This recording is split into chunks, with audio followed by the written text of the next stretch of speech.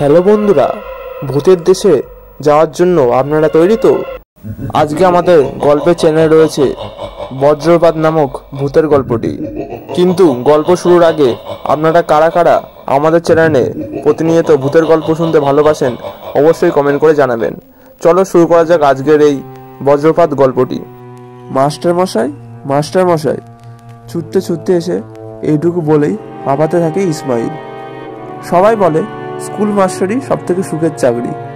সে যে কত সুখের চাকরি হাড়ে হাড়ে টের পাচ্ছেন হলদর বাবু। Unit test, mid day meal, তারপরে এটা আবার বোর্ডিং স্কুল, সবসময় কাজের চাপ। সামনের সপ্তাহে ছেলের বিয়ে, তাও ছুটি পাননি। ফোনে গিন্নির সাথে প্রয়োজনীয় কথাবার্তা সেরে নিচ্ছিলেন। কথার মাঝে ইসমাইল এসে পড়ায় বাধ্য হয়ে কথা থামাতে হলো। হেড স্যার যে যথেষ্ট রাগী সে কথা সব ছাত্ররাই জানে। হলধর বাবু তার রাগী গম্ভীর গলাতে ইসমাইলকে গুস্তু দেন। কি হলো, মাঠে বাঘ বেরিয়েছে নাকি? এমন ছুটতে ছুটতে আসার কি হলো? তখনও হাঁপাচ্ছে ইসমাইল। দুটো ঢোক গিলে মুখ কাঁচুমুচু করে বলে, নতুন ছেলেটা। এটুকু বলেই থেমে যায় ইসমাইল। নতুন ছেলেটা কি করেছে? এক ধমক লাগান হলধর বাবু। এবার আঙুল তুলে পুরনো হোস্টেল বাড়িটির দিকে আঙুল তোলে ইসমাইল, বলে, ওখানে ঢুকেছে ছেলেটা। আটকে ওঠেন হলধর বাবু। তোরা ছেলেটাকে বলিসনি ওখানে কারো ঢোকা বারণ আছে? আমরা কেমন করে জানবো মাস্টারমশাই যে ওখানে ঢুকবে? আমরা সবাই মাঠে ফুটবল খেলছিলাম। হঠাৎ দিনেশ খেয়াল করে ছেলেটা দোতলায় বারান্দাতে দাঁড়িয়ে আছে। আমরা সবাই ওকে ওখান থেকে চলে আসতে বললাম, কিন্তু ও ভেতরে ঢুকে গেল, এখনো বেরিয়ে আসেনি। হলধর বাবু আজ প্রায় 19 বছর আছেন এই স্কুলে। তখন ওই বিল্ডিংটাই ছাত্রদের হোস্টেল ছিল। সেইবার এক কালবৈশাখী ঝড়ের রাতে বাজ পড়ে হোস্টেলের এক অংশ পুড়ে ভেঙে পড়ে। কয়েকজন ছাত্র মারাত্মক রকমের আহত হয়েছিল। মারা গিয়েছিল একজন ছাত্র। মুখটুক বাদে শরীরের একটা অংশ বৃষ্টিভাবে ঝলসে গিয়েছিল। আজ 12 বছরের বেশি হয়ে গেল। এখনো সেদিনের ঘটনা মনে পড়লে শিউরে ওঠেন হলধর বাবু। তারপর বছর খানেক ওই বিল্ডিং অমন অবস্থাতেই পড়ে না। হোস্টেলের ছেলেদের স্টাফ কোয়ার্টার্সে সরিয়ে আনা হয়েছিল। কিন্তু বেশ কিছুদিন পর থেকে যতবার ওই বিল্ডিং সংস্কারের চেষ্টা হয়েছে, একটা না একটা অঘটন ঘটেছে। দোতলা অবধি তো কেউ পৌঁছতেই পারেনি। শেষ অবধি ভুতুরে বিল্ডিং নাম দিয়ে বিল্ডিংটা ভাঙাচোরা অবস্থাতেই পড়ে রয়েছে। ওই নতুন ছেলেটা তো সদ্য কদিন হলো ক্লাস 6-এ ভর্তি হয়েছে। ওর বাবা মা দুজনেই কিভাবে যেন মারা গেছে। জ্যাঠাই এসে ভর্তি করে দিয়ে গেছেন। উনি বলেছিলেন অবশ্য ছেলেটি বড় দুরন্ত, কিন্তু ওই কদিনে তো ছেলেটিকে বেশ চুপচাপই মনে হচ্ছিল। আর ভেবে কি হবে, এখন ভালোই ওই ছেলেকে ভুতুরে বিল্ডিং থেকে বের করে আনতে পারলে হয়। নাহলে কি কৈফিয়ত দেবেন ওর বাড়ির লোকের কাছে?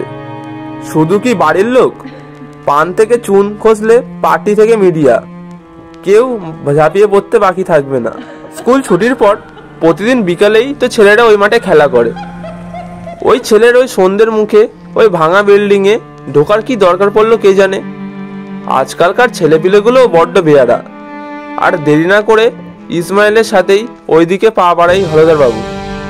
অন্য ছেলেরা সব মুখ কাচুমাচু করে দূরে দাঁড়িয়ে আছে। হলধর বাবু বিল্ডিং এর দিকে এগোতে গিয়ে থমকে যান। গতবার এক মিস্ত্রি জোর করে ঢুকেছিল বিল্ডিং এ, ঘরে জিনিসপত্র বের করে আনবে বলে। কিন্তু কি হলো, সবার চোখের সামনে সুস্থ মানুষটা মুখে রক্ত উঠে মরে গিয়েছিল। ডাক্তার ডাকার সময়টুকু অবধি পাওয়া যায়নি।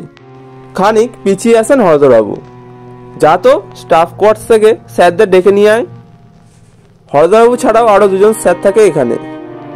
একা কোনো সিদ্ধান্ত নেওয়ার থেকে সবাই মিলে ভেবে কাজ করাই ভালো। হলধর বাবু মুখ থেকে কথাটা বের না হতে হতে 2জন ছেলে ছুট লাগায়। হলধর বাবু ডাক পড়েন, রামদিনকেও ডেকে আনবি।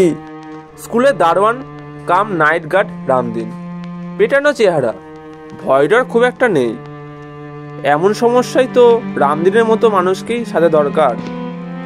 সেটা ভেতরে কি করছে কে জানে, শব্দ তো নেই। মরে পড়ে গেল না তো? না স্যার, মরিনি, এই তো আমি। চমকে ওঠেন হলধর বাবু। আরে, ভূতের মতো দুম করে এ ছেলে উদয় হলো কোথা থেকে? এখনই তো সামনে কেউ ছিল না। কোনো রকমে নিজেকে সামলে নিয়ে ধমক দিয়ে জিজ্ঞাসা করেন, এই বিল্ডিংয়ে কেন ঢুকেছিলে? তুমি জানো না এখানে ঢোকা বারণ? কেন স্যার, কি হয়েছে এই বিল্ডিংয়ে? ছেলেটার কথায় কি ছিল কে জানে, কোনো প্রতিবাদ করতে পারেন না হলদর বাবু। তার বদলে সেদিনের ওই ভয়ঙ্কর ঘটনার কথা ব্যাখ্যা করতে লাগেন।